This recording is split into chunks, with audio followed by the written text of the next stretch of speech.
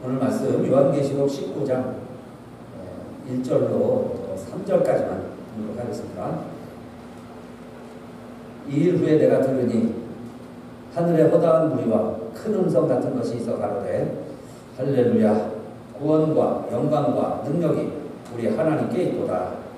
그의 심판은 참되고 의로운지라 음행으로 땅을 더럽게 한 큰 음녀를 심판하사 자기 종들의 피를 그의 손에 갚으셨도다 하고 두 번째 가로되 할렐루야 하더니 그 연기가 세세토록 올라가더라.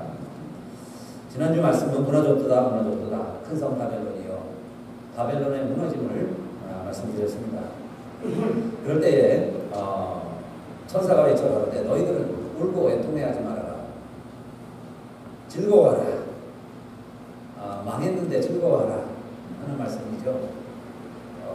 좀 이해하기가 힘들었지만은 그러나 결론 부분에서 피를 보셨습니다. 사도들, 의인들, 말씀대로 살아가는 성도들의 피를 하나님이 보시고 그 큰 성은 바벨론 제국, 그 짐승으로 상징되는 그래서 사탄이 지배하는 그 어마어마한 세력이 무너졌도다 하는 말씀을 드렸습니다. 오늘 19장 보니까 19장에 이제 할렐루야라는 단어가 4번 등장을 하는데 신약 성경에 통틀어서 할렐루야라는 단어가 4번 나옵니다.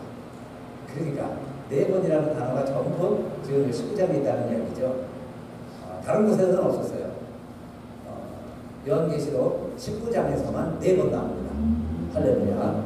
할렐루야 뜻은 우리 다 많이 아시고 또 우리 늘 부르는 단어지만 뜻은 할랄, 찬양하라는 말과 야훼, 할렐루야라는 말을 야훼를 찬양하라 그런 뜻이죠. 그래서 할렐루야가 되었습니다. 그럼 해보실까요? 할렐루야, 할렐루야, 할렐루야, 할렐루야. 하나님을 찬양하자. 하나님을 찬양하라. 바벨론이 무너졌는데 19장에서 나오는 할렐루야 그 귀한 단어가 4번씩 반복되면서 우리 성도들은 할렐루야 찬양하라는 겁니다. 그 첫 번째는 1절, 2절에 나오죠. 1절, 2절 큰 음성이 있는데 할렐루야 구원과 영광과 능력이 우리 하나님께 있도다.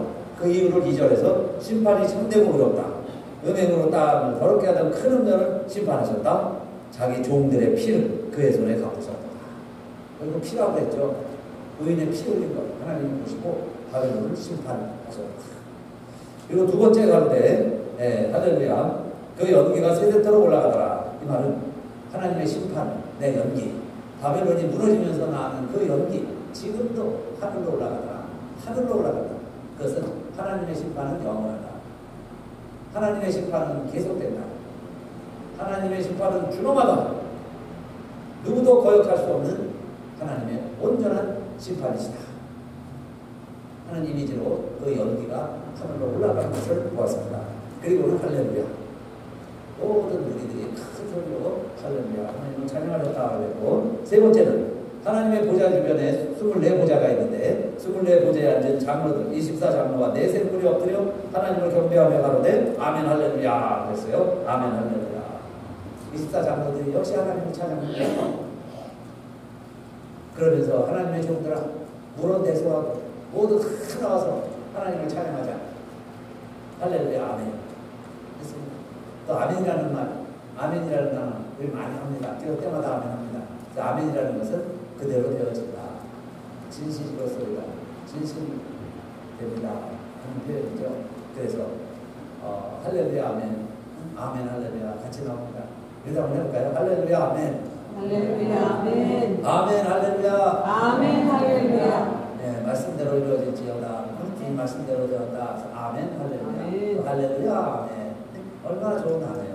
우리가 다 진리할 수 없어도 하나님 말씀을 다 가지는 때도 아멘 할렐루야만 잘하면 그래 아멘 박사죠. 아멘 잘하시는 분. 다 우리가 뼛속 깊이 우리의 삶 전체로 새겨지게 되죠. 아멘만 잘해도 그 말씀이 그대로 내게 이루어진다. 또 할렐루야는 하나님을 찬양하자. 자, 아멘 할렐루야 아멘 아멘 할렐루야 이것이요 천상에서 부르는 찬양의 내용이고 바벨론이 무너졌을 때 온 백성들이 그런 데서 하고 그런 찬양의 아멘 할렐루야 합니다. 그 다음에 네 번째, 네 번 나온다고 했죠 할렐루야가. 네 번째는 6절에 또 내가 들으니 커다란 물의 음성도 같고 맑은 물소리 같고 큰 대성도 같아서 하는데 할렐루야 내용은 주 우리 하나님 곧 전능하시니라 통치하시더라. 네 번째는 이제 하나님이 통치하시더라. 바벨론이 지배하고 하나님이 계셨지만 그러나 이제 그 세대가 망하고 하나님이 통치하는 시대가 되었다. 할렐루야 해서 네 번 할렐루야 넘어오게 됩니다. 그런데 정말 이제 중요한 이야기 지금 또 나와요. 네 번 할렐루야를 하면서 천군 천사와 그런 데서 모든 백성들이 하나님의 자녀들이 다 나와서 하나님을 찬양을 하는데 그 이유가 있습니다. 그 이유가 바로 그 어린 양의 혼인 날이 가까웠다. 드디어 어린 양의 신부가 준비되었다 하는 이야기입니다. 어린 양의 신부가 준비되어서 어린 양이 장가가게 되었다. 이 어린 양이 누구세요? 예수님, 예수 그리스도. 마지막 새 하늘과 새 땅이 펼쳐지고 새 예루살렘이 진행되면서 온 세상이 새롭게 될 때에 하나님이 계획하신 것은 결혼식이었어요. 왜 그러셨을까? 아마도 아버지 하나님이 우리 예수님을 보실 때 장가도 못 가고 이 땅에 오셔서 33살로 십자가에서 돌아가시는 걸 볼 때 우리 하나님의 마음이 참 그 부분이 안쓰러웠을 것 같아요. 지금 제 생각에 장가라도 보낼까? 장가도 못 가고 돌아가셨잖아요. 그러니까 너 다시 살면 내가 장가를 보내줄게. 장가 보내줄게. 그 마음이었던 것 같아요. 그렇게 예수님이 부활하시고 사셨죠. 이제는 세상에 내려가지 말아라. 그리고 하나님이 보좌 우편에 꼭 묶어두시고는 대신 누굴 보내셨어요? 이 세상에 누가 오시죠? 성령님을 보내시고 이제는 성령 역사한다. 너는 내 옆에 있어라. 그래서 성령이 오신 거예요. 그래서 우리들이 예수가 부활했다는 것을 믿고 성령의 도움을 받아서 그 믿는 사람들이 늘어나니까 그 숫자가 늘어나니까 그 숫자가 교회가 됐죠. 그래서 성령의 능력으로 교회가 세워진 겁니다. 2000년 동안 교회 역사가 진행되고 있어요. 그런데 예수님은 하나님의 교회에 계세요. 그러나 태초부터 하나님은 그 계획을 갖고 있었을 거예요. 아들아 모든 일이 다 끝나면 지금 성령의 시대니까 성령이 역사하고 있는데 다 끝나면 내가 장가 보내줄게. 그러신 것 같아요. 장가 가야지. 결혼해야지. 왜냐면 성경을 보니까 예수님께서 온 세상을 만들어 놓으시고 사람들로 하여금 다스리게 하려고 놀이터처럼 세상을 만들어 놓으신 거죠. 그런데 보시기에 좋았더라 했지만 아담 혼자 있을 때 하나님 보시기에 좋지 못했다 그랬어요. It's not good for the man to be alone. 남자가 혼자 있는 것 하나님 보시기에 좋지 않았어요. 그래서 돕는 배필을 지으리라. 그리고 하와를 만드시죠. 하나님의 마음. 하나님이 만든 아담이지만은 아담이 혼자 살아간다는 것 하나님 보시기에 좋지 않았어요. 같이 살아가라는 겁니다. 같이 살아가라. 그래서 하와를 붙여줘요. 돕는 배필. 그래서 같이 살아가라. 그래서 하나님 보시기에 좋은 거죠. 그렇게 해서 한 몸을 입고 자식을 낳고 살아갑니다. 그런데 이것이 그냥 처음 인류의 기원을 소개하는 창세기의 이야기인가 그렇게 생각을 했는데 여러분 이 하와의 존재라는 것이 훗날 하나님의 역사가 또 우리 신약을 읽으면서 교회 역사가 진행되면서 또 오늘 마지막 요한계시록까지 연결되는 이야기는 바로 그 하와의 존재가 이 땅에 필요한 교회의 모습입니다. 오늘날 우리들의 교회와 같은 존재가 하와라는 거죠. 그래서 아담이 잠든 사이에 갈비뼈를 뽑아서 하와를 만든 것처럼 우리 예수님이 십자가에서 돌아가심으로 말미암아 마치 갈비뼈 하나를 뽑아내셨는데 그게 십자가 모양이죠. 십자가. 그 십자가를 통해서 이루시는 것이 교회라는 거예요. 그래서 그 하와는 오늘날 아담의 돕는 배필처럼 교회는 하나님의 사역, 그리스도께서 시작하신 것, 성령의 도움을 받아서 오늘 우리들이 그 일을 함께 가는 거죠. 교회가. 우리들이 하와가 되어서 하나님의 일들을 감당해 나가고 있습니다.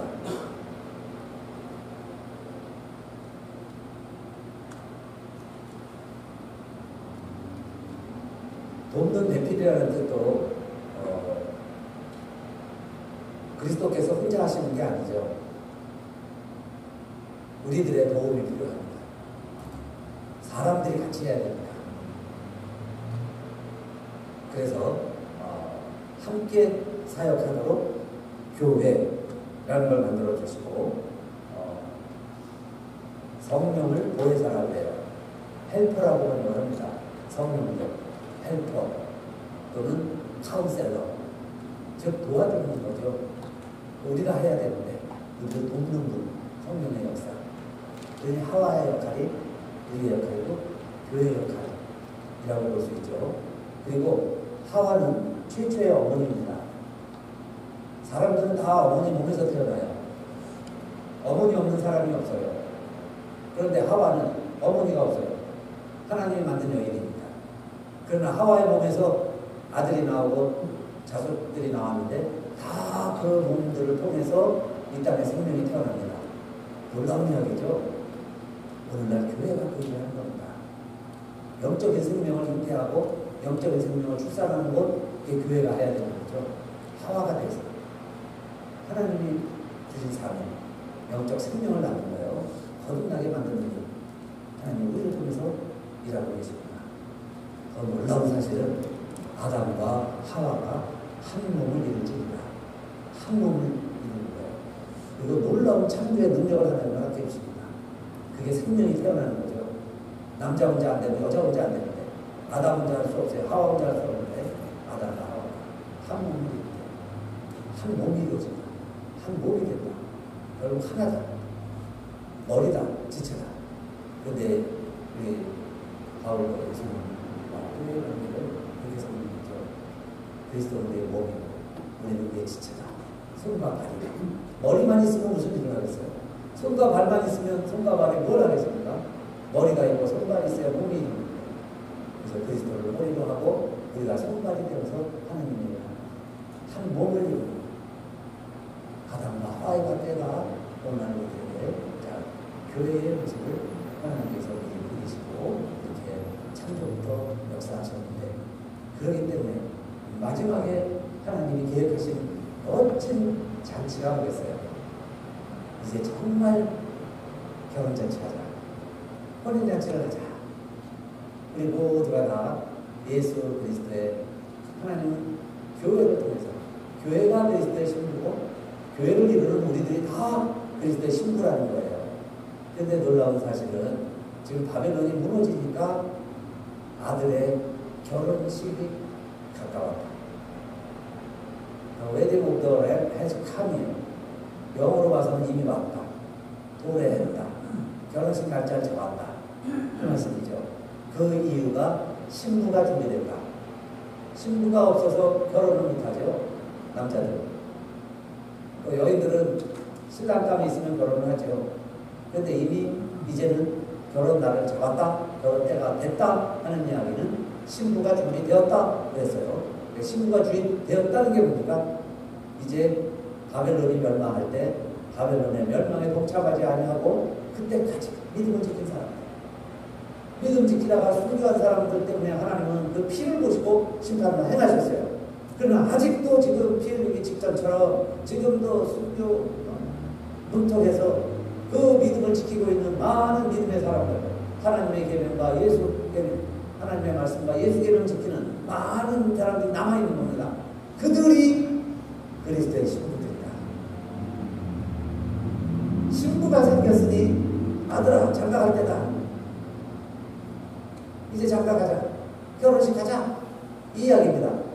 그래서 할렐루야 할렐루야 할렐루야 할렐루야 하면서 하나님의 때가 도래한 거다. 이제 결혼 예식에 우리 함께 참여하자 하는 이야기입니다. 첫째, 그리스도의 신부가 준비되었습니다. 근데 우리가 그리스도의 신부가 되었어요. 그 말씀입니다. 그러면 두 번째로 그 준비된 신부들이 무슨 옷을 입고 있느냐? 19장 8절 보니까 그에게 허락하사 빛나고 깨끗한 세마포를 입게 하셨은즉 이 세마포는 성도들의 옳은 행실이로다 하더라 그랬어요. 모두가 다 하얀 세마포를 입고 있는데 성도들의 옳은 행실이다. 결혼식 하면 신부의 웨딩드레스죠. 당신의 웨딩드레스는 너무 아름다웠어요. 대부분 그 웨딩드레스를 기억을 합니다. 그때가 제일 이쁜 때였습니다. 제일 아름다운 때입니다. 그리고 신부들은 다 아름답습니다. 너무 좋아서 결혼할 때니까. 그죠? 그 다음에 최고 그날의 주인공입니다. 최고 아름다운 모습이에요. 근데 그 중에 절정은 드레스라고 하죠. 드레스, 뭘로 입을까? 어떤 식으로 할까? 한식으로 할까? 서양식으로 할까? 완성품은 뭘로 할까? 서로 준비해가지고 참 마음에 드는 걸 다 차려입고 그날 정말 주인공처럼 공주처럼 신부 입장을 합니다. 그게 결혼식이죠. 그런데 우리들이 결혼식을 할 때도 주님과 결혼식을 할 때도 다 웨딩드레스를 입는다는 거예요. 근데 그 웨딩드레스가 성도들의 옳은 행실이라고 그럽니다. 좀 두려운 마음이 드시는 분도 있죠. 야, 내 옷에 이거 무더기 하니까 빨지도 않은 거, 드라이도 안 한 거, 무더기 같은 거, 바랜 거, 이거 입고 서면 어떡할까? 이런 생각이 들 수도 있습니다. 모두가 다 다를 거예요. 우리의 웨딩드레스는 주님 만날 때 우리가 입는 옷은 영광이 다를 수 있어요. 드레스는 웨딩드레스인데 영광이 다르다. 왜냐면 바울이 고린도전서 15장에서 부활 이후에 우리 썩을 몸이 썩지 아니할 것을 입을 때에 설명을 하면서 이렇게 설명을 합니다. 해의 영광이 다르고 달의 영광이 다르고 별의 영광이 다르고 별과 별의 영광이 다 다른 것처럼 그렇게 설명을 해요. 그러니까 우리가 호련히 변화됩니다. 이 육체를 가지고 변화되니까 신비한 모양으로 변화는 될 거예요. 변화됐는데 그럼 우리 서로 알아볼 겁니다. 이 목사구나. 아주 잘 오셨네. 그리고 우리가 서로 알아볼 수 있다니까 천국이죠. 그런데 우리의 모양은 영광으로 치면은 별이 다르고 달이 다르고 해의 영광이 다른 것처럼 우리가 다 각기 다른 영광을 드러낼 것이다. 그러면 그 영광의 차이는 뭘까? 말씀을 묵상해 보니까 우리들의 행실입니다. 행실로 본받는 건 아니지만은 여러분 우리가 전혀 우리의 행위 갖고는 천국에 무턱도 못 갑니다. 그림자도 못 발라요. 우리의 행위 갖고는 그런데 우리가 예수 믿고 구원받고 하나님의 자녀가 되어서 어떻게 살았느냐에 따라서 우리의 행실이 우리의 영광을 드러낸다. 그래서 그 영광은 다 다른 것이다. 여러분 결혼 날짜를 잡아놓은 신부가 하루하루 기다리는 것이 기쁘고 즐거운 일이죠. 그런데 아직도 미련이 남아서 옛날 친구 만나고 옛날 남자친구 만나고 이 일도 하고 저것도 하고 싶고 집에도 안 들어오고 그렇게 지내면 결혼식 날이 그렇게 기쁨의 날이 되겠습니까? 오히려 두려움이 될 수도 있겠죠.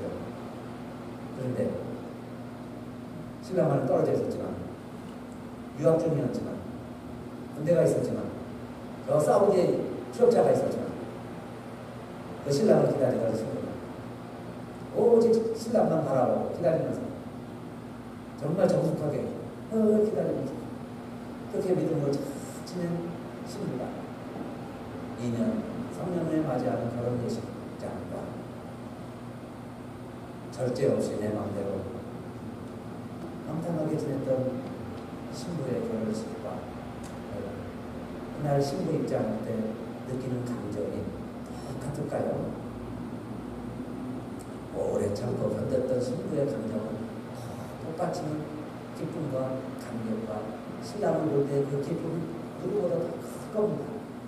그 차이, 그 감동의 차이, 그것이 영광의 차이라는 거예요.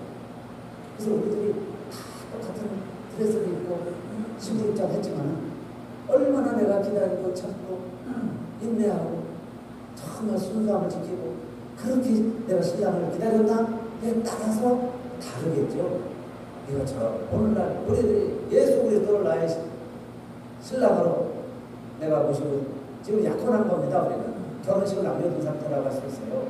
그렇다면 내가 지금 어떻게 살아가느냐에 따라서 내가 주님을 만났을 때 내 우리 결혼식 할 때 그 영광이 다를 것이다. 영광이 다를 것이다. 그때 여러분 제일 멋진 드레스 입은 신부가 되시기를 주님의 이름으로 축복합니다. 아멘. 할렐루야. 아멘. 내가 주님을 얼마나 순종하고 순수하게 바라고 기다렸느냐에 따라서 내 드레스가 더 크게 빛날 것이다. 그 말씀이에요. 아멘. 그 꿈을 가지고 내 주님 바라보시고 이 세상에 힘들고 어려워도 유혹이 많아도 핍박이 많아도 우리가 주님만 바라보자. 그래서 옳은 행실이다. 성도들의 옳은 행실이다.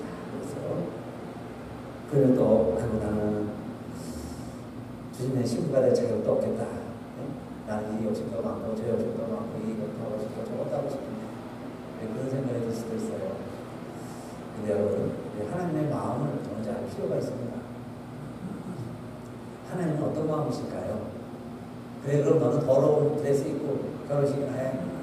그것은 주님이 아니라 그 뒤에 13절에 가면 또 다른 드레스가 있는데 피 뿌린 드레스, 하얀 세마포, 즉 하나님의 말씀이라 하더라 하는 13절 말씀이 나옵니다.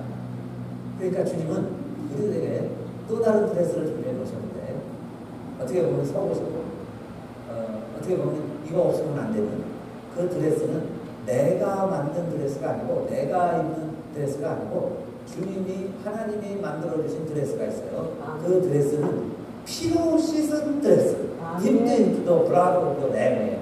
그 드레스, 그러니까 피를 적시고 피에 묻혔다가 피가 묻은 그 드레스를 그런데 겉으로 보니까 하얀 드레스, 흔히 빛납니다. 그 드레스를 입고 백마를 타고 앞서가신 그 주님은 신랑을 따라가면서 그 많은 분들이 함께 따라가는데 모두가 다 그 피부에 하얀 드레스를 다 입었다.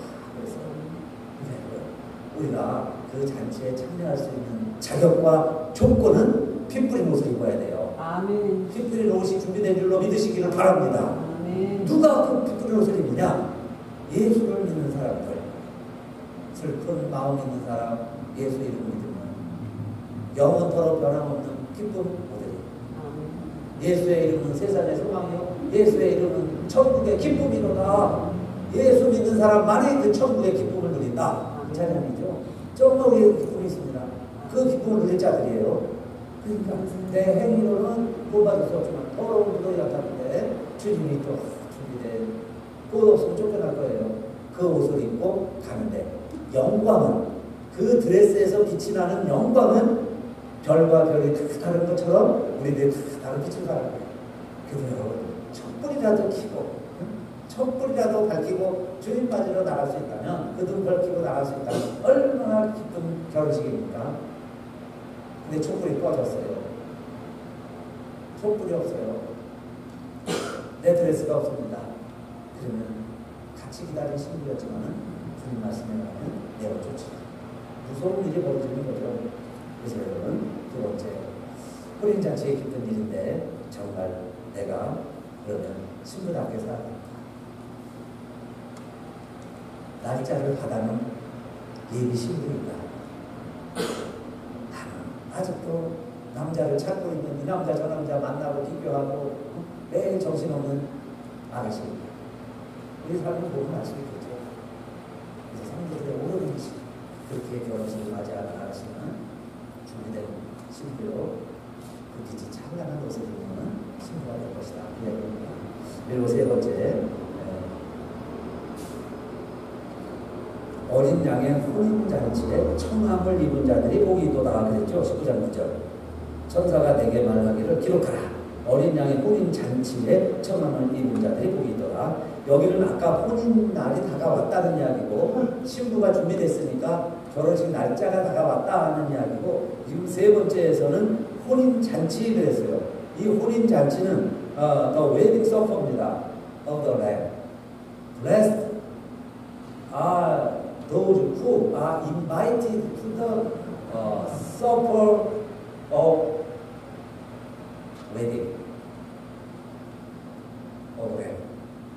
어린 양의 혼인 잔치라고 표현되어 있는데, 잔치가 우리로 말하는 피로연이죠.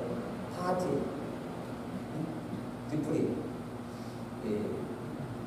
그런데 예수님이 말씀하신 마태복음의 비유들을 오늘 여기서도 그렇고 어디에 참여하라는 거냐면 결혼 예배에 참여하라, 그 의미라기보다는 밥 먹을 때 와라, 그 얘기예요. 밥 먹을 때 참석해라. 우리 식으로 말하면 예배에는 혹시 못 올 수 있어도 혼인 잔치에 참여해라. 서퍼입니다. 저녁. 물론 저녁을 먹으면서 예식을 하면서 길게 하니까 막 섞여 있죠. 뭐 예배만 안 드리고 밥을 안 먹을 수도 없고, 예배 안 드리고 밥만 먹을 수도 없고, 뭐 막 섞여 있긴 하지만 의미를 본다면 그 서퍼를 얘기하는 거예요. 저녁 식사, 밥 먹는 거.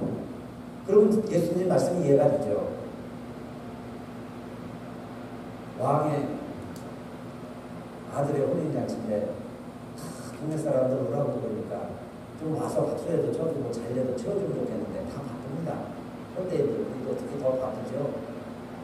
그래서 못 왔어요. 그러니까 사실은 소도 잡고 밥대기를 다 음식 가지고 왔고, 정말 음식 다 준비했습니다. 그런 식으로 그리 와서 밥만 먹어요. 밥이라도 먹어요. 바쁘니까 와서 밥만 먹고 가.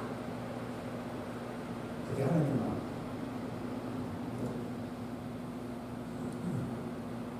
잔치를 준비해놨습니다. 동네 사람 다 와요. 큰아들은 안 갑니다. 아버지 재산 다 팔아먹은 저 동생은 왔는데, 날 위해서 그냥 수수께 한 마리 앉았더니, 아버지, 뭐 저 아들을 위해서 이렇게 돈을 다 쓰십니까? 큰아들이 우리들에게 있을 수도 있어요. 내 아버지의 마음은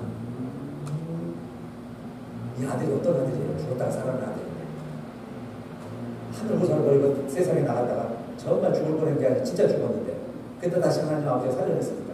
그 잔치 하나만은 온 백성이 큰 거여가지고 크게 한번 밥 한번 먹고 싶은데 하기도 안 하고, 그 마음도 몰라주니, 그래 너 생각이 달라서 예배는 안 와도 괜찮아, 못 올 수 있어, 물론 그건 받았으면 예배 오겠죠. 근데 밥이라도 와서 먹어라. 그것마저 거절하는, 은혜를 발로 차버리는, 은혜의 밥상을 발로 차버리는 악한 세대를 예수님이 보신 거죠. 결혼식에 와 참여해라. 그런데 정작 주인이 초청한 것은요, 밥 먹는 자리입니다. 밥 먹는 자리에 와. 이건 뭐겠어요? 이건 우리들에게 의미는, 여러분, 내가 정말 그리스도의 신부라면 오늘 매일매일 어떤 마음으로 살아가야 되느냐? 신랑만 바라봐도 기쁨이 넘쳐야죠. 매일매일 잔치가 벌어져야죠. 아들이 돌아왔으니 보다 더 큰 기쁨이 어디 있겠어요? 그런데 내 신랑을 다시 찾았으니 얼마나 기쁘겠습니까? 그러면 매일매일 기뻐야죠. 돈 못 벌어도, 건강하지 못해도, 가정의 문제들이 다 해결되지 아니하였어도 신랑만 생각하면 괜히 기뻐야죠. 그것도 날짜까지 잡아놨어요. 날짜가 하나로 다 와요. 그럼 남들이 모르게 막 웃어야죠. 기쁨이 느껴나야 되잖아요. 저도 그렇게 제 자신을 느껴봅니다. 정말 내가 주님 한 분만으로 그렇게 기뻐하고 감사하고 만족했나? 그런 때가 있었는데, 그 기쁨을 내가 지금도 유지하나? 왜 세상에 조금 갖고 자꾸 내 기쁨을 다 빼앗기나? 내가 막 누가 뭐라고 해도 기쁘고 즐거워야 되잖아요. 막 홍수가 나도 그렇게 기다리던 신랑하고 지금 만나게 됐고, 결혼 날짜 잡아놓고, 그 모든 사람과 함께 파티를 거는 건데, 그럼 기뻐야 되잖아요. 근데 아직도 시큰둥하고 큰아들만 세상 사람들처럼 물론요 밥도 사야 되고 소도 사야 되고 장가도 가야 되고 자기가 할 일이 많은데 뭐 그 기쁨의 잔치에 참여하냐 이 말이에요. 그러니까 내가 지금까지 바라고 추구하던 그 기쁨이 더 크니까 예수님 만나서 내가 친구가 돼서 신랑이 되어 친구가 되었다는 그 기쁨으로 살아가는 기쁨은 별로 기쁘지 않다면, 그게 기대가 되지 않다면, 여러분 정말 내가 그리스도의 신부인가? 생각도 해봐야죠. 더더욱 필요연에 오세요. 밥이라도 먹고 가세요. 그러는데 정작 필요연에 참석하지 아니하는 주인공이 신부라고 합시다. 신부가 나는 그 잔치 참여 안 할 거야. 나는 그 잔치 싫어. 결혼식하고 혼인신고만 하면 돼. 그리고는 잔치가 성대하게 벌어지는데 정작 신부가 그 기쁨에 참여하지 않는다면 정상적인 결혼, 정상적인 신부의 모습이 아니죠. 그러니까 이 이야기는 우리들에게 하는 겁니다. 내가 신부인데 아니 그 청함잔치에 왜 기쁘지 않아요? 왜 참여 안 해요? 그러면 정작 내가 그리스도의 신부입니다. 내 자신을 그렇게 봐야 되겠죠. 그러면서 천사가 나타나서 계속 이야기를 하는데 요한이 그 모습을 보다 너무 감사하고 기쁘니까 야 내가 그리스도의 신부가 되었구나. 이제 주님과 모든 일 실체가 되었구나. 이제 우리가 남은 분은 파티하는 것처럼 남은 여생 그 기쁨으로 살아가는 기쁨의 근원이 내 안에 있구나. 그리고서는 천사에게 경배하려고 하니까 천사가 말리죠. 그렇게 하지 마십시오. 그렇게 하지 마십시오. 나도 하나님의 말씀을 전하는 천사에 불과합니다. 경배와 찬양은 오직 하나님께만 그 얘기를 해줍니다. 오직 하나님께만 경배와 찬양을 드립니다. 그래서 신부감은 하나님께만 경배하는 거죠. 결혼하기 전에는 두 눈을 뜨고 남자들을 잘 살펴봐야죠. 누가 건망가려한지, 누가 정말 신앙이 있는 자인지, 누가 정말 나의 신랑감인지 두 눈을 뜨고 살펴보다가 결혼하고 나면 사실 둘은 다 감아야죠. 자꾸 보고 비교하고 그러면서 행동을 내려버리니까. 이제 주님이 우리를 신부를 삼아주셨다면 다른 것은 보지도 말아야죠. 생각도 말고 주님만 바라보고 딴 생각을 하지 않는데 오직 주님만 바라보고 그래서 주님만 해바라기처럼 바라보는 신부가 아름다운 신부, 영광스러운 모습을 신부의 모습이다. 그 후에 보면 이제 본문에도 쓰지 않고 19절에 나온 뒷부분의 이야기도 있는데 무시무시한 얘기가 나옵니다. 천사가 새들에게도 명을 해요. 너희들도 잔치를 해라. 새들이 잔치를 벌입니다. 그런데 그 새들이 벌이는 잔치에 먹을 게 있어야 되잖아요. 그 새들이 먹는 잔치의 음식은 뭘까요? 짐승들, 악한 음녀와 세상에서 그들을 따라가던 많은 이 짐승의 표를 받은 사람들, 하나님 경배하지 않았던 모든 사람들이 그 칼에 의해서 죽임을 당합니다.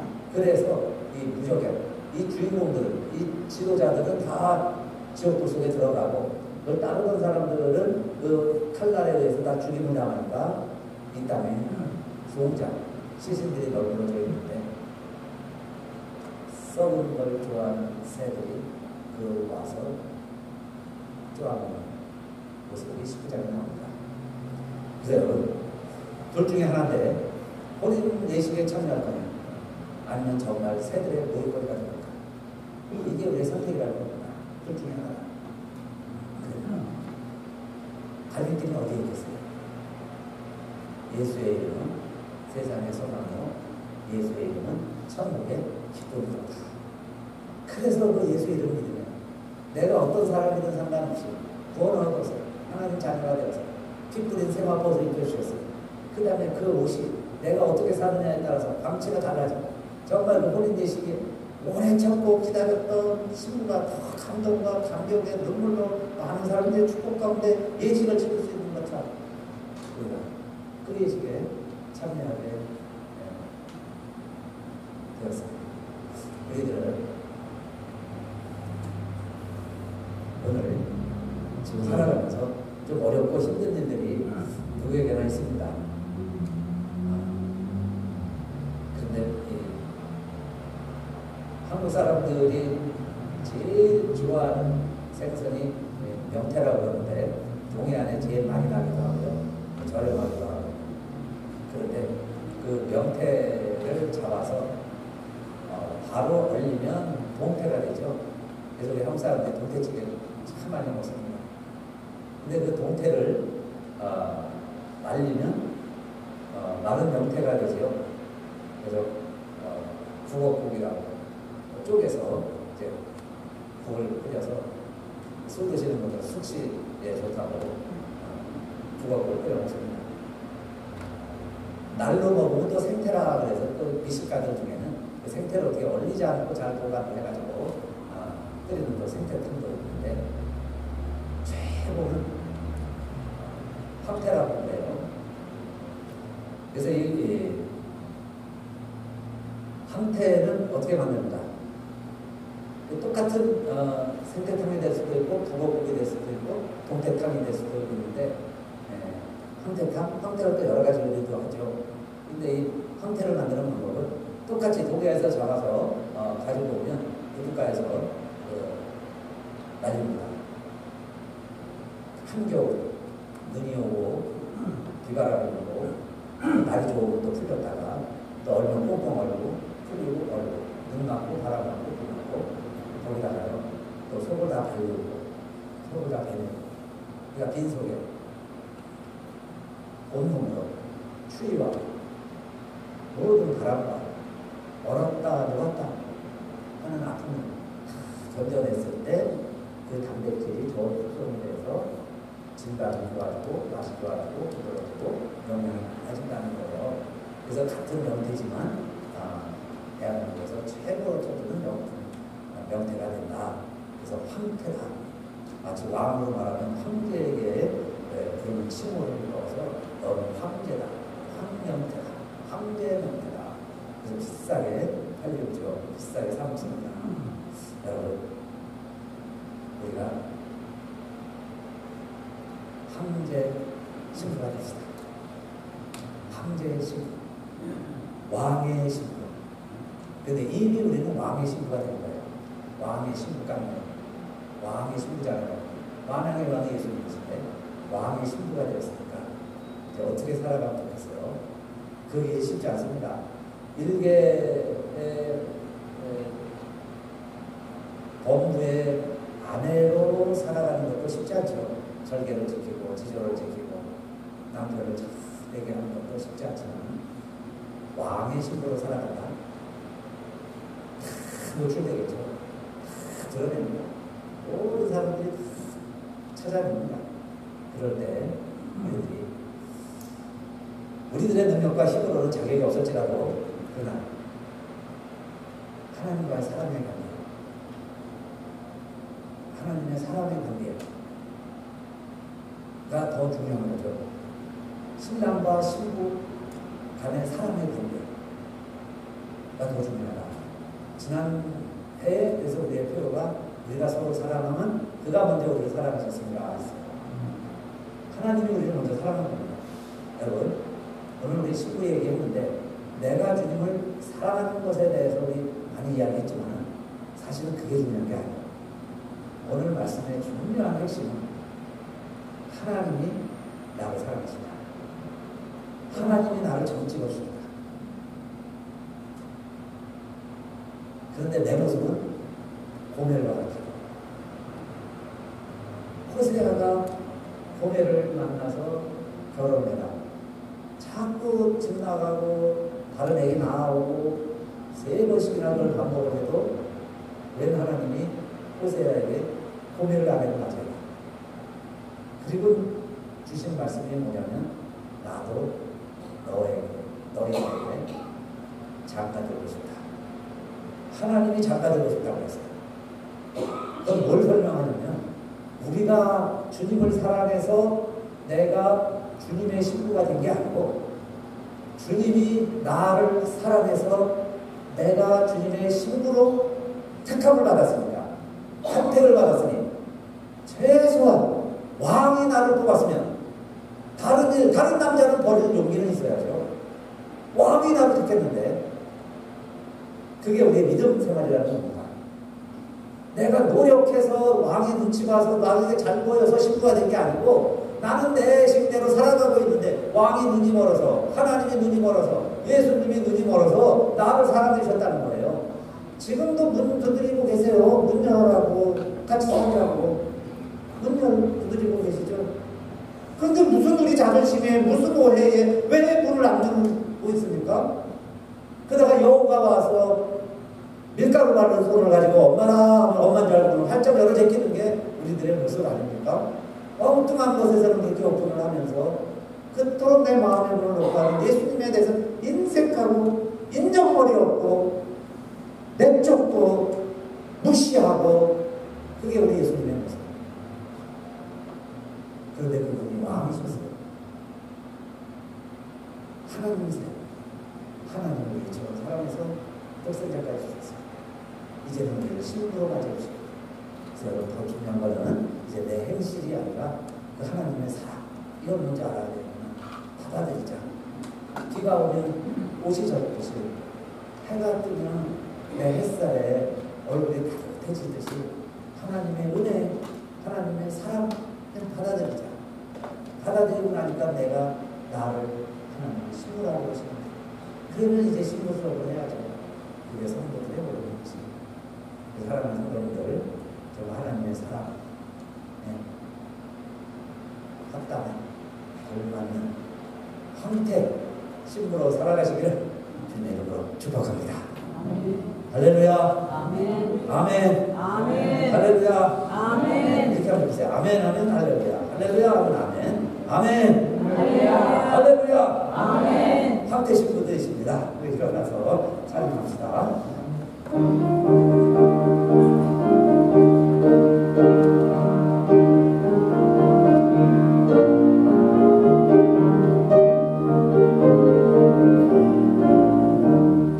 신랑 대신 예수께서 다시 오실 때 맑은 눈물 들고 나갈 준비됐느냐 그날 밤에 그림 맞을 눈물이 준비됐느냐 예리하고 예리하라 우리 신랑 예수 오실 때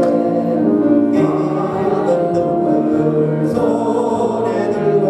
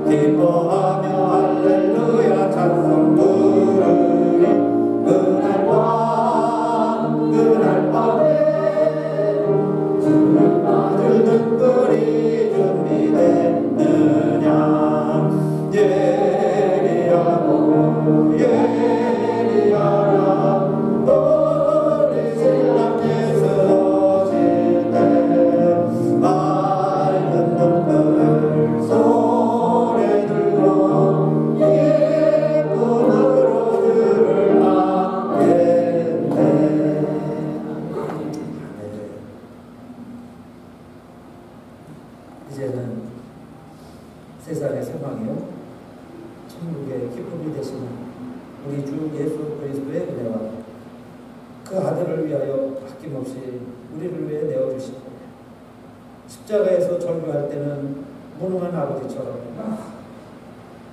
외면하시고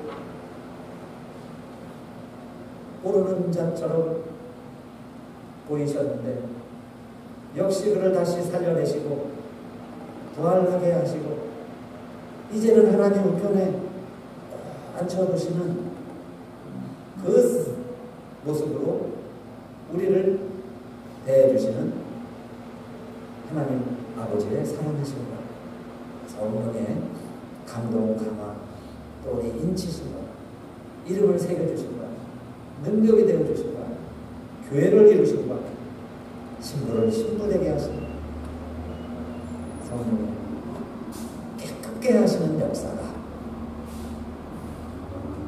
오늘 예배드린 우리들 모두에게 또 우리들의 앞날을 위해 우리들의 자녀들을 위해 특별히 혼기를 앞두고 있는 우리 모든 젊은 친구들 위해 이 믿음으로 신부의 삶을 살고 있는 모든 하나님의 백성들과 우리 사는 미국, 우리 조 대한민국 또 한 호흡하고 있는 한 땅을 밟고 있는 이 지구촌의 많은 이 형제 자매들에게 이제부터 영원히 함께 하옵시기를 간절히 축원합니다.